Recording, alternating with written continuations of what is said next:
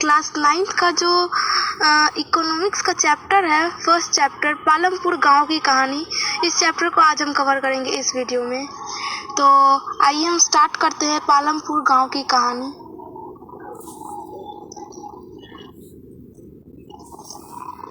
इस कहानी का उद्देश्य उत्पादन से संबंधित कुछ मूल विचारों से परिचय कराना है और ऐसा हम एक काल्पनिक गांव पालमपुर की कहानी के माध्यम से करा रहे हैं। इसका अर्थ यह है बच्चों कि पालमपुर जो गांव है ना, जिसके बारे में इस कहानी में इस चैप्टर में बताया गया है, वो हकीकत में कोई गांव नहीं है, वो रियली में एग्जिस्ट नहीं करता है। बस इसको एक माध्यम बनाया गया है, इस गांव को बस एक माध्यम बनाया गया है आप लोगों को अच्छी तरह से समझाने के लिए। पालमपुर बस एक काल्पनिक गांव है। पालमपुर में खेती मुख्य क्रिया है, जबकि अन्य कई क्रियाएं जैसे लघु स्तरीय विनिर्माण, डेयरी, परिवहन आदि सीमित स्तर पर की जाती है। यानी पालमपुर का जो मुख्य काम है वो खेती है, मुख्य क्रिया जो है वो खेती है और उसके अलावा बहुत सारे छोटे छोटे काम भी वहाँ पे लघु स्तर पर किए जाते हैं, जैसे विनिर्माण, डेयरी, परिवहन आदि सीमित स्तर पर किया जाता है। इन उत्पादन क्रिया के लिए विभिन्न प्रकार के संसाधनों की आवश्यकता होती है, यथा प्राकृतिक संसाधन, मानव निर्मित वस्तुएं, मानव प्रयास, मुद्रा आदि। यानी कि इन सब कामों के लिए 3 चीज़ों की, मेनली 3 से 4 चीज़ों की बहुत ज़्यादा आवश्यकता पड़ती है और उनमें से कुछ है प्राकृतिक संसाधन, जैसे मिट्टी। हम लोग खेती करते हैं, पालमपुर का जो मुख्य क्रिया है वो खेती है, खेती करते हैं तो उसमें प्राकृतिक संसाधन का उपयोग करते हैं। उसमें प्राकृतिक संसाधन क्या है? खेत प्राकृतिक संसाधन है ना, खेत। और मानव निर्मित वस्तुएं जैसे खुरपी कुदाल का प्रयोग करते हैं तो वो मानव निर्मित वस्तुएं हो गई। फिर मानव प्रयास यानी मानव का श्रम, मुद्रा यानी पूंजी। तो आगे देखते हैं क्या है। पालमपुर की कहानी से हमें विदित होगा कि गांव में इच्छित वस्तुओं और सेवाओं को उत्पादन करने के लिए विभिन्न संसाधन किस प्रकार समायोजित हैं। यानी कि इसमें हम देखेंगे कि पालमपुर में जो भी चल रहा है, जो भी काम हो रहा है, उसमें किस इंसान का कहाँ पे रोल है, कौन कैसे कहाँ और कितना काम कर रहा है, किसको कितना मेहनत पड़ रहा है और किसको कितना पूंजी लग रहा है, किसका घर का कितना खर्च है और क्या उसे उतना खर्च पूर पा रहा है अपने कार्य से। तो आइए हम परिचय देख लेते हैं। पालमपुर आस पड़ोस के गांवों और कस्बों से भली भांति जुड़ा हुआ है। एक बड़ा गांव रायगंज पालमपुर से 3 किलोमीटर की दूरी पर है। यानी एक बड़ा गांव भी है रायगंज, जो कि पालमपुर से 3 किलोमीटर की दूरी पर है। प्रत्येक मौसम में यह सड़क गांव को रायगंज और उससे आगे निकटतम छोटे कस्बा जो है एक शाहपुर है, उससे जोड़ती है। यानी प्रत्येक मौसम, हो सकता है बरसात होती होगी तो बरसात के कारण सड़कें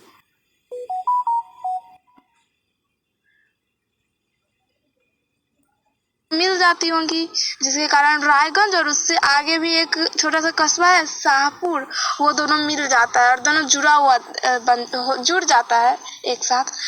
इस सड़क पर गुड़ और अन्य वस्तुओं से लदी हुई बैलगाड़ियां भैंसा बग्घी से ले जाकर अन्य कई तरह के वाहन जैसे मोटरसाइकिल, जीप, ट्रैक्टर, ट्रक आदि देखे जा सकते हैं। यानी कि पालमपुर में जो भी खेती होता है उसको दूसरे गांव में बेचेंगे तभी तो पैसा मिल पाएगा, सिर्फ अपने ही गांव में बेचने से तो नहीं होगा ना पैसा।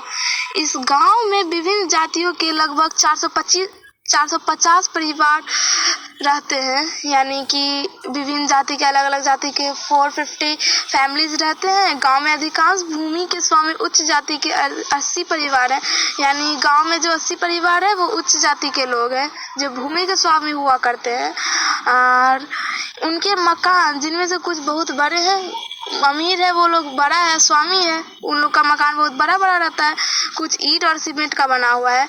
अनुसूचित जाति यानी कि दलित को हमारे समाज में बहुत छोटी नज़र से देखा जाता है। एक्चुअली दलित लोग वो होते हैं अनुसूचित जाति जिन्हें मतलब कि वो बहुत गरीब रहते हैं, वो एससी वगैरह जो हो जाते हैं, उन्हीं को हम लोग अनुसूचित जाति कहते हैं। अनुसूचित जाति यानी दलित लोग जो होता है उनकी संख्या गांव में कुल 1/3 है, यानी जितना भी संख्या है 450, उसको 3 से डिवाइड कर लीजिए, उसका 1 भाग ले लीजिए उठा के, वही हो गया अनुसूचित जाति के जितने भी लोग हैं उनकी संख्या।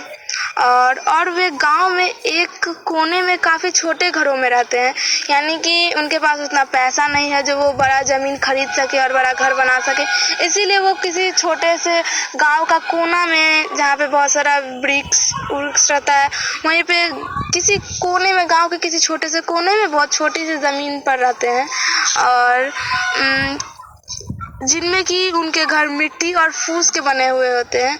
अधिकांश घरों में बिजली है, यानी कि ऐसा नहीं है कि बिजली नहीं है किसी के घर में, अधिकांश के घरों में बिजली है। खेतों में सभी नलकूप बिजली से ही चलते हैं, और इसका उपयोग जैसे देखिए ऊपर के डायग्राम में दिखाया जा रहा है, खेतों में सभी नलकूप बिजली से ही चलते हैं और इसका उपयोग विभिन्न प्रकार के छोटे कार्यों के लिए भी किया जाता है, यानी कि बहुत सारा काम जो होता है वो बिजली से किया जाता है। पालमपुर में 2 प्राथमिक विद्यालय है और 1 हाई स्कूल है। गांव में एक राजकीय प्राथमिक स्वास्थ्य केंद्र और एक निजी औषधालय भी है, जहां रोगियों का उपचार किया जाता है, यानी कि जितना भी रोगी है उसके उपचार के लिए गांव में एक राजकीय प्राथमिक स्वास्थ्य केंद्र और एक निजी औषधालय है।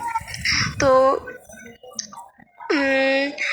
एक काल्पनिक गांव पालमपुर की कहानी हमें किसी भी गांव में विभिन्न प्रकार की उत्पादन संबंधी गतिविधियों के बारे में बताएगी, यानी जो ये काल्पनिक गांव पालमपुर की जो कहानी इसमें दिखाया जा रहा है उससे हमें अंदाजा लग जाएगा। अगर आप शहर में रहने वाले हैं, आपको नहीं पता है कि गांव में कैसे लोगों की दिनचर्या स्टार्ट होती है और कैसे एंड होती है, तो आपको इस कहानी को पढ़ने के बाद ये पता चल जाएगा कि गरीब लोगों का जीवन गाँव में कैसे कटता है, कैसे उनका गुजर बसर होता है। अन्य उत्पादन गतिविधियों में जहाँ गैर कृषि क्रियाएं कहा जाता है, यानी कि इस सब के अलावा जो भी और दूसरा काम होता है उन्हें गैर कृषि क्रियाएं कहा जाता है।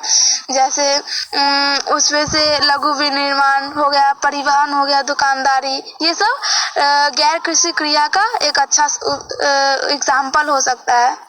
तो आगे देखते हैं। हम उत्पादन के बारे में कुछ सामान्य बातें जानने के बाद इन दोनों प्रकार की क्रियाओं पर विचार करेंगे। तो ये हमारा एक पेज कंप्लीट हो चुका है और नेक्स्ट पेज देख लेते हैं। इस पेज में हम पढ़ेंगे उत्पादन के संगठन के बारे में, ठीक है। तो आइए पढ़ते हैं। उत्पादन का संगठन। उत्पादन का उद्देश्य ऐसी वस्तुओं और सेवाएं मतलब कि उत्पादन का उद्देश्य किसी ऐसी वस्तु और सेवाएं उत्पादित कराना है जिनकी हमें आवश्यकता है। उत्पादन मतलब क्या होता है? प्रोडक्ट का बनना, तो उसी को उत्पादन कहते हैं, उत्पाद, प्रोडक्शन। तो ऐसा वस्तु, उत्पादन में ऐसी वस्तु का निर्माण किया जाता है जिसकी हमें आवश्यकता है।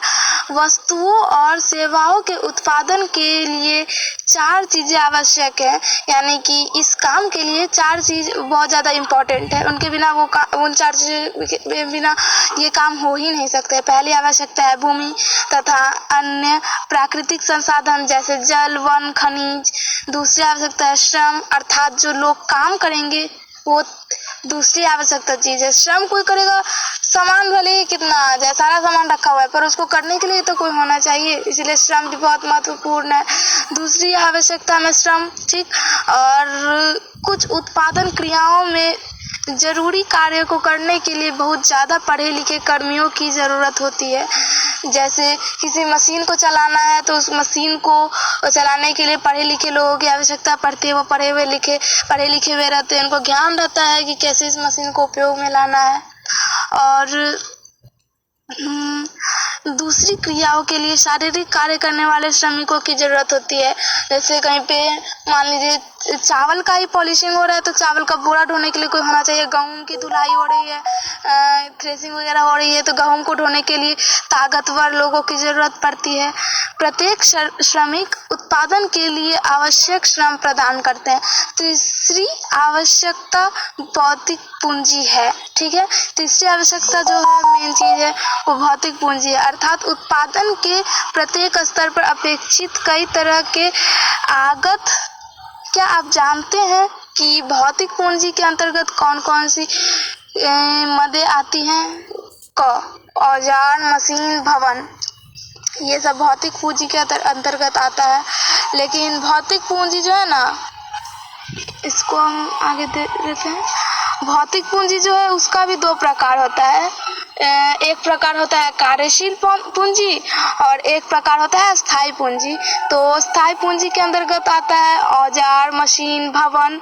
ठीक, तो औजार तथा मशीन में अत्यंत साधारण औजार जैसे किसानों का हल से लेकर परिष्कृत मशीनें जैसे जनरेटर, टरबाइन, कंप्यूटर आदि आते हैं। औजारों, मशीनों और भवनों का उत्पादन में कई वर्षों तक प्रयोग होता है और इन्हें स्थायी पूंजी कहा जाता है। ठीक है, इन्हें स्थायी पूंजी कहा जाता है।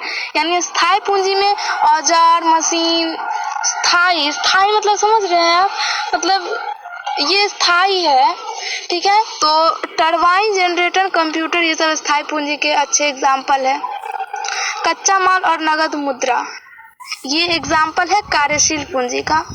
तो ये इसी के अंतर्गत आता है। उत्पादन में कई प्रकार के कच्चे माल की आवश्यकता होती है, जैसे बुनकर द्वारा प्रयोग किया जाने वाला सूत और कुम्हारों द्वारा प्रयोग में लाई जाने वाली मिट्टी। उत्पादन के दौरान भुगतान करने तथा जरूरी माल खरीदने के लिए कुछ पैसों की भी आवश्यकता होती है। कच्चा माल तथा नगद पैसा को कार्यशील पूंजी कहते हैं।